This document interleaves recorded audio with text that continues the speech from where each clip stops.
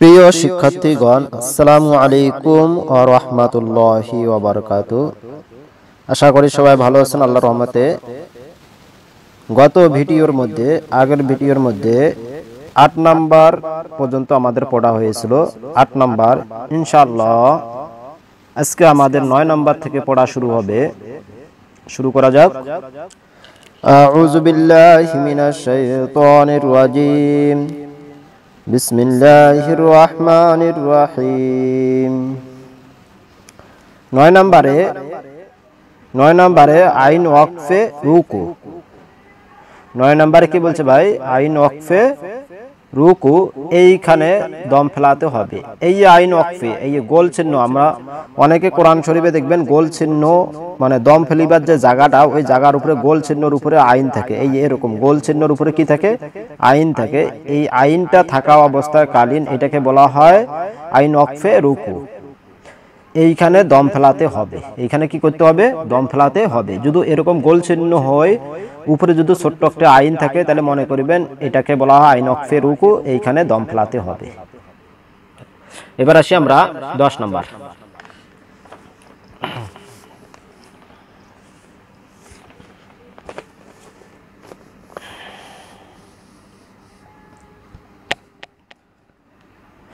দশ নম্বরে বলা হয়েছে,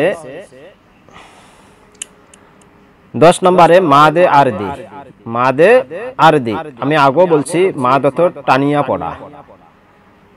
মাদে আরদি অর্থ স্থায়ী মাদ, অর্থাৎ এটা সবসময় টানি পড়তে হবে, এইভাবে বোঝানো হয়েছে যে স্থায়ী মাদ। তার পাশে মাদে আসলির বামে আরদি সাকিন 3 আলিফ মাদে আরদি। এটা যদি না বুঝেন, আমি এইটা আবার একটা চিহ্ন দিছেন কোরআন শরীফের মধ্যে, এরকম থাকবে হুবাহুব। আপনি এই চিহ্নটা দেখে 3 আলিফ টানতে পারবেন। এখানে কি বলছে?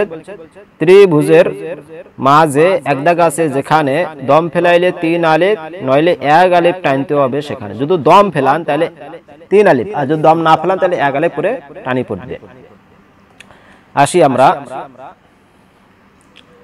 যেরকম হাজির হি, সিন আলি যাব সা, হিসা, বা জবর বা, হিসাবা। যদি আমরা দম না ফেলাই, এখানে কি বলছে? যদি আমরা নইলে 1 আলিফ টানতে হবে। যদি আমরা দম না ফেলাই তাহলে 1 আলিফ টানতে হবে। এইটা হিসা, সিন আলি যাব সা, এটা 1 আলিফ টানতে হবে, হিসাবা। আর যদি আমরা দম ফেলাই, এই দেখেন এখানে আইন ওয়াকফে রুকু হয়েছে। এই গোল চিহ্নের উপরে কি হয়েছে? আইন হচ্ছে। তাহলে এখানে আইন ওয়াকফে রুকু হয়েছে, এখানে অবশ্যই দম ফেলাইতে হবে। তাহলে যদি দম ফেলাই তাহলে 3 আলিফ টানতে হবে। এই চিহ্নটা থাকবে কোরআন শরীফের মধ্যে, এরকম যেরকম কায়দার মধ্যে আছে এরকম হুবাহুব কোরআন শরীফের মধ্যে এরকম চিহ্ন থাকবে, এরকম চিহ্নগুলো থাকবে। তাহলে ত্রিভুজ আছে, এখানে ত্রিভুজের মাঝে এক দাগ আছে, যেখানে দম ফেলাইলে 3 আলিফ নইলে 1 আলিফ টানতে হবে। সেখানে যদি আমরা দম ফেলাই তাহলে হাজির হি, সিন বা জবর সাব, সিন বা জবর সাব, বা এভাবে পড়লেও হবে। সিন জবর সা, সা পড়ব বায়ের সাথে, সাব, সা পড়ব কার সাথে? বায়ের সাথে, সাব। আর এই চিহ্নটা থাকলে তো বুঝাই দিছি আপনাদেরকে, গোলের মাঝে উল্টা সাকিন, যেখানে দম ফেলাইলে মনে মনে সাকিন হবে সেখানে। এটা চলে গেছে আমাদের কত নম্বরে? 8 নম্বরে গেছে। এই 8 নম্বরে গোলের মাঝে উল্টা সাকিন, যেখানে দম ফেলাইলে মনে মনে সাকিন হবে সেখানে। যদি আমরা দম ফেলাই তাহলে মনে মনে সাকিন ধরে পড়তে হবে। তাহলে আসি আমরা কিভাবে পড়তে হবে। 3 আলিফ, হাজির হি, সিন জবর সা, সা পড়ব বায়ের সাথে, সাব, হিসাব, 3 আলিফ। ওয়াও জবর ওয়া, ওয়া পড়ব নুনের সাথে, ওয়ান। ওয়াজিব গুন্না করতে হবে। কি কারণে ওয়াজিব গুন্না করতে হবে? তারকা আছে, তারকা আছে যেখানে গুন্না হবে সেখানে।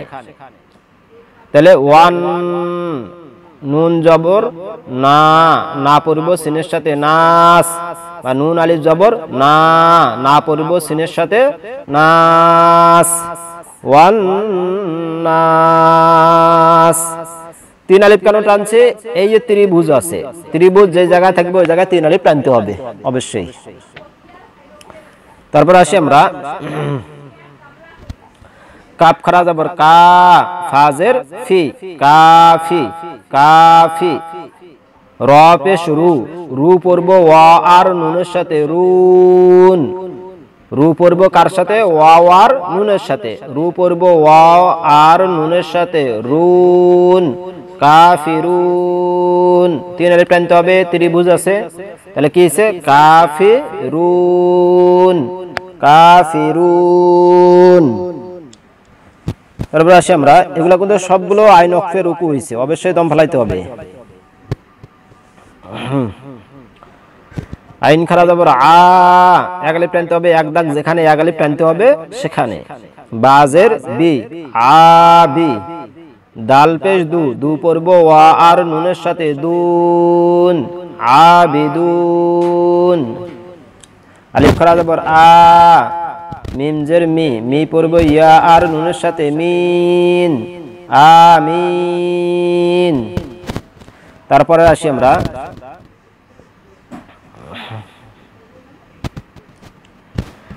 এগারো নম্বরে আসি। 11 নম্বরে হারফি লিন।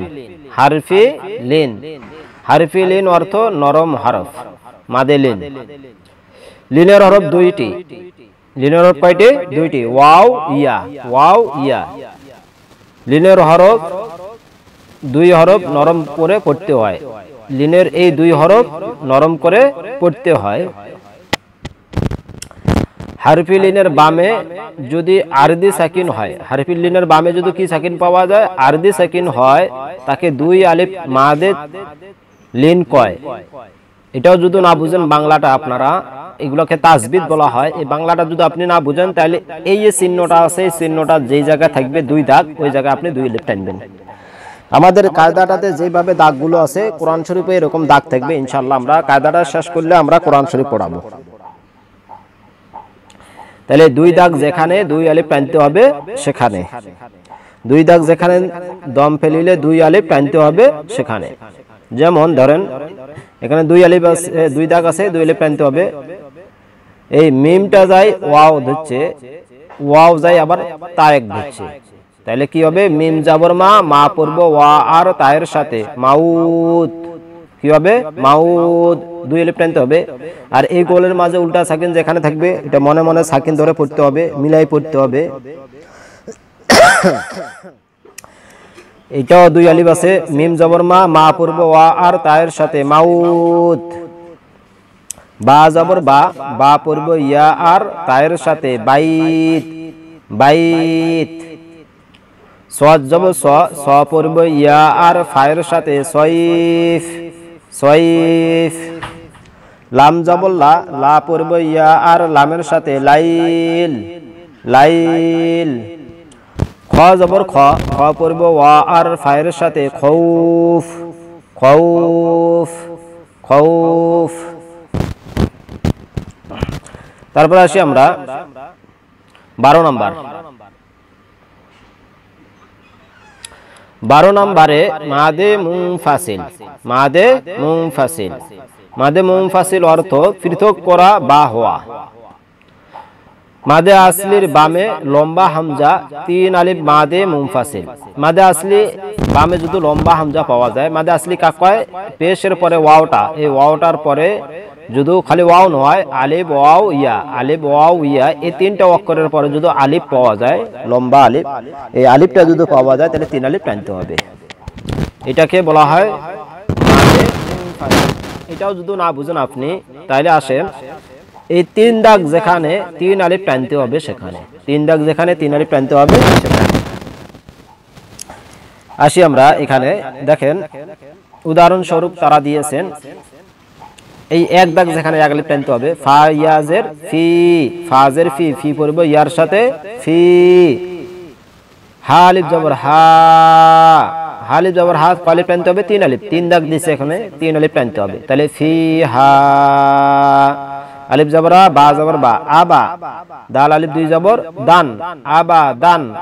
যদি আমরা এখানে দম ফেলাই তাহলে একটা জবর বাদ দিতে হবে, এক আলিফ টানতে হবে। এই চিহ্নটা যদি থাকে তাহলে এক আলিফ টানতে হবে। এটাকে বলা হয় চতুর্ভুজ।